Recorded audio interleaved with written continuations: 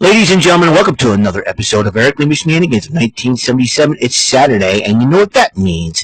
It's a double event center of AEW Collision and AEW Rampage. And now here's the man who will give you the wrestling events and the reports from these two events, Mr. Eric M. Lima. Thank you very much, Mr. Announcer, sir. Well, hello there, everyone. Welcome to yet another episode of Eric Lima Shenanigans of 1977, May the 18th, 2024, 11:12 p.m. Saturday night, and which made the last video of the night until next week, ladies and gentlemen. And AEW Collision and Rampage. I think this is the final combination of the show for now, because next week they're going back separate, as you know. Rampage will be on next Friday at 6:30 in the evening before the NBA playoffs. I'll continue on. As you know, I think we're getting towards the conference finals for each conference, Eastern and Western. We know the Celtics have advanced. They'll play the winner of the Knicks-Pacers series in the Eastern Conference finals, and I believe Denver and Minnesota, I don't know if they're in the semis or in the finals of the Western Conference. We'll find out for sure when we get to it. I'm going to have to check out the NBA bracket afterwards. But because I want to make sure I get this done. Alright, so Collision and Rampage started. Will Ospreay went one-on-one with Shane Taylor. This was a heck of a match of the Undisputed Kingdom, knowing that Adam Cole has given them marching orders to make sure all the titles are kept. No Wardlow. We haven't seen Wardlow in a long time. But, however, and we haven't seen Adam Cole either. It seems like the Young Bucks, I think they're screwing that show, screwing up AEW big time. The Undisputed King come out to watch the matchup. And Will Ospreay showed some awesome strength when he finally got Shane Taylor in his new finishing maneuver and hit him, I don't know, it was a storm driver or something like that. But Ospreay did get the victory. But the Undisputed Kingdom tried to attack Ospreay, but then after the matchup, Will Ospreay fought him off. Ospreay wants to be the international champion, and that's probably what, Roderick Strong better watch himself. So, excuse me, man, what a night. Well, looks like Bryan Danielson and FTR are addressing the Elite's bounty on them, and the Elite's trying to pay off the Righteous and Lance Archer. The Elite is nothing but a bunch of chickens. Alright, you got Matthew and Nicholas Jackson, or the major card carrying, I have to repeat myself, because they're the major card carrying members of the Beavis and Butthead fan club. And so you got that. Then you have Jack Perry. You put a pair of glasses on him, it looks like Mr. Van Driesen, and you can have him sing, "Let's come with us, lesbian seagull." And you got Okada, who to me does not fit in with the group. We talked about this on Rant and Rave this past Thursday. Okada looks like Stewart. What a dope. Okada better be thinking about rethinking his strategy here. However, they said they'll take care of business against Lance Archer and the Righteous, and then they'll move on Anarchy in the arena. But Claudio Castagnoli and Jon Moxley addresses the Don Callis family. It seems like Konosuke Takeshita wants a shot at the IWGP title against Jon Moxley. And in fact, Claudio Castagnoli's had enough of talking. He says he wants to fight, and don't blame him. And it seems, and if I were Claudio Castagnoli and Jon Moxley, I better watch their backs. They better watch each other's backs. So now you get the Don Callis family. You get the Elite, who's targeting Bryan Danielson, who is part of that group as well, the Blackpool Combat Club. So I'm sure somehow the Elite may end up wanting to target them because of association with Bryan Danielson. Chris Jericho and Big Bill addresses Hook after Hook attacks him with that microphone this past Wednesday. He said, "Hey, you're tough," and so he decided to have 3 matches. They're like FTW series matches, and they qualify. Whoever wins those matches take part in a triple threat this coming Wednesday, and whoever wins that triple threat will face Jericho for the FTW title at Double or Nothing. It was Hook versus Johnny TV, a.k.a. John Morrison, Johnny Nitro, Johnny Impact. He ended up winning. Johnny TV ended up winning the match. Hook ended up winning the match of defeating Johnny TV. Then one of his good friends, Katsuyori Shibata, went up against Suzuka Rocky Mero, and Katsuyori Shibata won that matchup. And then Brian Keith, the Bounty Hunter, versus Boulder of the Iron Savages, and Brian Keith ended up winning that matchup. So next week, this coming Dynamite, it will be Hook versus Katsuyori Shibata and Brian Keith. Whoever wins that match faces Jericho for the FTW title at Double or Nothing. And Lexi Nair interviewed Pac and talked to him about the Bang Bang Gang. And Pac goes, prove to me. Show me. I don't know what, show me what you're made of. And the Bang Bang Gang came out, but then they then they had a little surprise. They laid out Pac, grabbed Pac, and Jay White said, we showed you, didn't we? And ended up walking away. It seems like Pac ain't going to take this lying down afterwards. So if I were the Bang Bang Gang, watch their backs.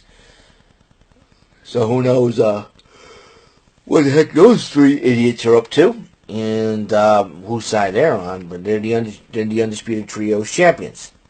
The Patriarchy addresses Swerve Strickland. As you know, Christian Cage has a shot against Swerve Strickland at Double or Nothing for the AEW title. But this coming Wednesday, Nick Wayne will go one-on-one with Strickland. Looks like a grudge match between the two of them after, remember, Strickland did attack Nick Wayne in his home gym.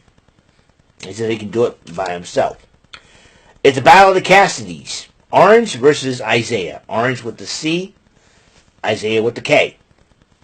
And Cassidy. Trent Barretta came out to ringside to watch the match. As Don Callis was in the back watching the match on a monitor, and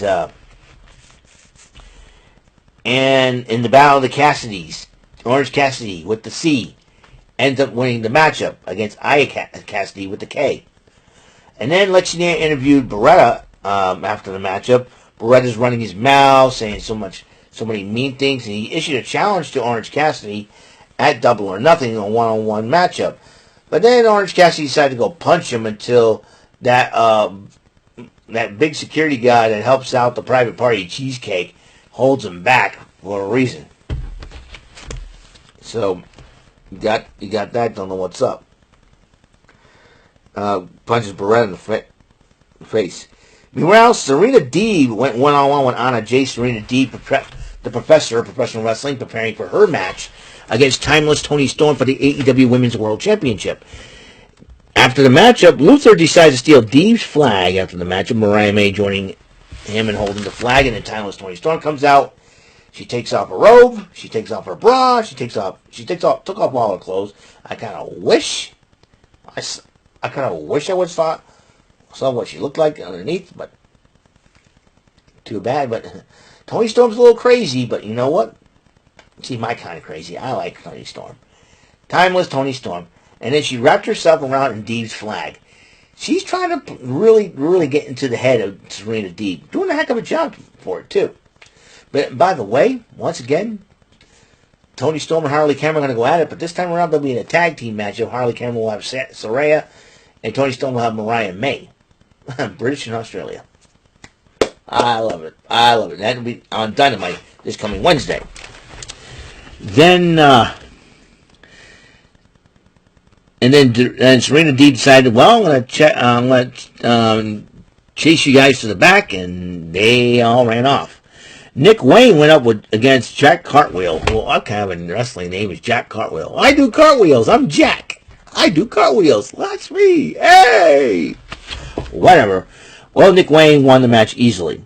And then the main event, a trios matchup, is the Bryan Danielson FTR went up against Lance Archer and the Righteous. And the Righteous is Vincent and Dutch. FTR and Danielson won the matchup, but then they decided the Righteous and Lance Archer decided to continue to beat down after the match until Daniel Garcia came to the aid of FTR and Bryan Danielson. So, and now we'll kick off Rampage. Kyle O'Reilly went one-on-one with Lee Moriarty of Shane Taylor Promotions, and Kyle O'Reilly won the matchup. Meanwhile, Lexi Nair interviewed the Acclaimed and Billy Gunn, and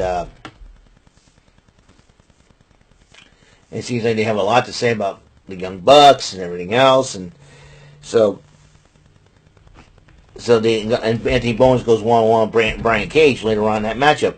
Roosh came back to face Cody Chahun. I think I got it. Cody Chahun. Roosh won that matchup. And meanwhile, Lexi Nair interviewed Bryan Danielson, who says, unfortunately, FTR is not going to make it to Dynamite. Let them rest. They're going to need it at Double or Nothing Sunday. Young Bucks, they're really abusing their power. Meanwhile, Deonna Purrazzo, the Virtuosa, went up against Robin Renegade. Where are the rest of the GoBots? Where are the Guardians? Are you facing the Guardians? I don't know, Robin. But Purrazzo did pick up the victory, but then Thunder Rosa attacked Purrazzo once again, and Purrazzo keeps escaping through the crowd. I think you should get those two ladies in a steel cage. Don't you think? But then there's Scorpio Sky returning to AEW soon, promo, and then Lexi Nair interviews Sanjay Dutt. Sanjay Dutt tells the lady to beat it, and he says, I got off the phone with the Young Bucks, and the bounty, I don't know what, the Young Bucks, are the Young Bucks scared? They are scared of FTR. They are scared of Bryan Danielson, and they already took it out. They're already scared of Eddie Kingston because they took him out. Then you got, Darby Allin, who was not 100%. The Young Bucks are scared. They are scared. The Elite is scared. The Young Bucks are scared. Yeah, I'll tell you one thing right now. I'll tell you why they're scared. You look as ridiculous like the Young Bucks. I mean, you got freaking Nicholas Jackson, who freaking has that beard style. He looks like Austin Aries on crack. Shave it. Please, for the love of God, shave it. And then Jack Perry, cut that hair. Too frizzy, dude. Their hair's all nappy and all messed up, man. Make it like, have it like your father did back when he was a member of the, back in the day when he was a member of Beverly Hills 90210, bro. You look better with that kind of hairstyle. Not this frizzy, nappy-haired, freaking Jack Perry, Jungle Boy, more like Jungle Jackass, that's for sure. Jungle Boy, no, I'm glad he got rid of that moniker. A scapegoat, more like crap goat, if you ask me. So, anyways, what Sanjay decided to have Bryan Danielson face Satnam Singh, the near 7-foot tall dude. What? All Bryan Danielson's got to do is clip him at the knees and you got him down. How stupid is the Elite? They think that, the big guy has the advantage. You know how you beat a big guy in professional wrestling? You take him out at the knees. And I think Bryan Danielson may capitalize on that. What a bunch of dummies. Oh, man, the Elite. I can't stand them. And then, last but not least, Anthony Bowens took on Brian Cage, with Brian Cage picking up the victory over Anthony Bowens after a low blow. And that is all we have on the show for the combo AEW Collision Rampage Event Center for May the 18th, 2024. Thank you for tuning into the show. And once again, the Elite are a bunch of chickens. So, that's all the time we have on the show. Thank you very much for tuning in. And until the next episode comes rolling around, tell everybody you know about this channel, huh? I have 284 subscribers and sweet 16 more to hit 300. That's my goal at the end of the year, to hit 300 subscribers. Tell everybody you know about this channel, okay? So I'll see you guys later. You guys have a wonderful day. Until the next episode comes rolling around, Mr. Announcer, take us home. That is all for today's episode. This is your announcer speaking for Eric Lima Shenanigans of 1977. A Big Beefy E, do it for Bob Saget Productions, and in association with Raven Bofa Telepictures and Distribution. Thank you for watching today's episode. Tune in next time for another episode of Earthly Shenanigans of 1977. Goodbye for now.